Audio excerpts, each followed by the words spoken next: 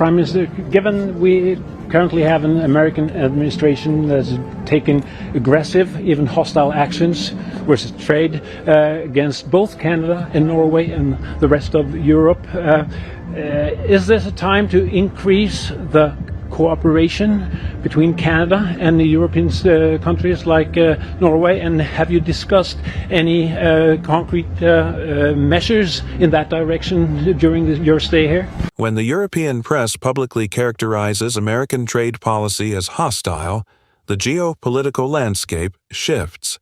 This is no longer quiet diplomacy. It is a visible realignment.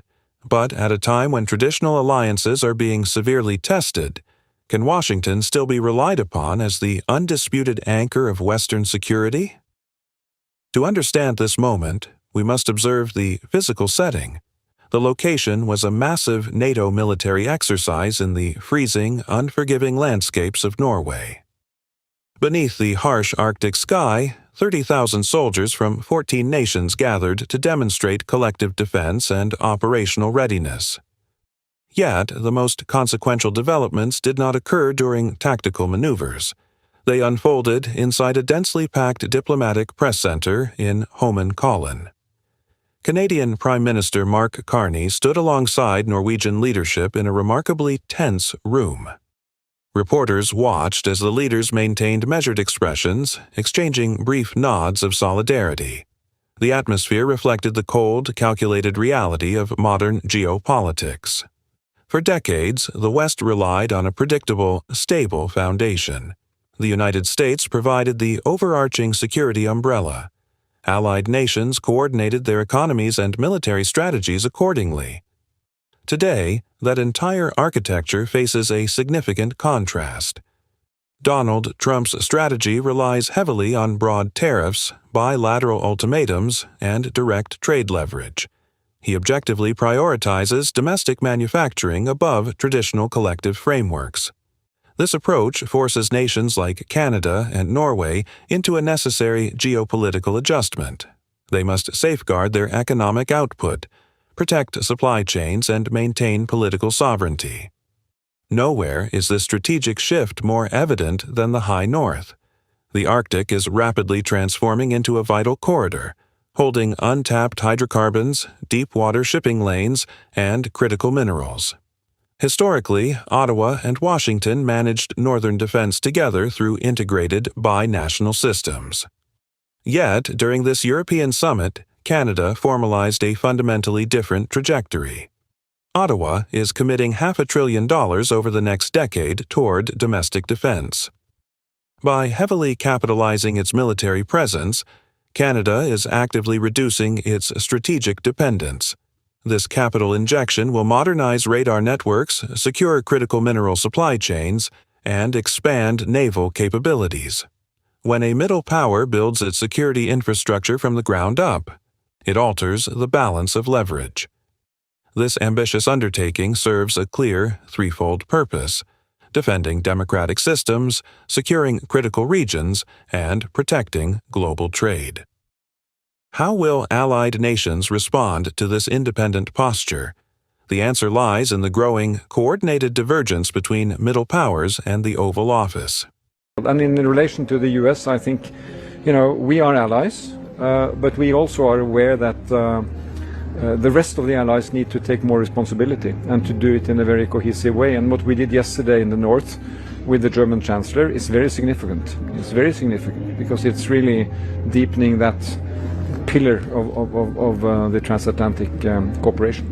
The Norwegian Prime Minister's message is definitive. Allies must take more responsibility for their security. This represents a diplomatic pivot away from automatic compliance with Washington. This stance was put into practice when Canada, Norway, and Germany openly diverged from a sudden United States policy shift regarding Russian energy sanctions. In previous eras, allies would immediately fall in line. Instead, Prime Minister Carney aligned Ottawa firmly with Europe, maintaining strict pressure on Moscow's shadow fleet. Middle powers are now convening to protect shared strategic interests rather than waiting for great powers to dictate terms. This growing independence raises a fundamental question. Can Canada's economy sustain this geopolitical friction while managing protectionist pressure from its largest trading partner? The current United States administration frequently uses economic pressure to force manufacturing back within its borders. During the Norway summit, a reporter challenged Prime Minister Carney on this exact issue. She questioned the impact of tariffs and the health of the Canadian job market. Rather than showing frustration or offering hollow diplomatic rhetoric, the Prime Minister adjusted his stance. He leaned slightly into the microphone. His demeanor remained absolutely calm. He let empirical data frame the narrative. 4,000 jobs were lost in February. What results do you have in this first year that you can present to Canadians? I think many Canadians would feel that it is a disappointment. Judy, I'd say the following. First is we've created 84,000 net jobs. Since I became Prime Minister, the United States created about 6,000 jobs over that period of time. 84,000 jobs created in Canada, compared to 6,000 in the United States. The data alone illustrates a profound impact.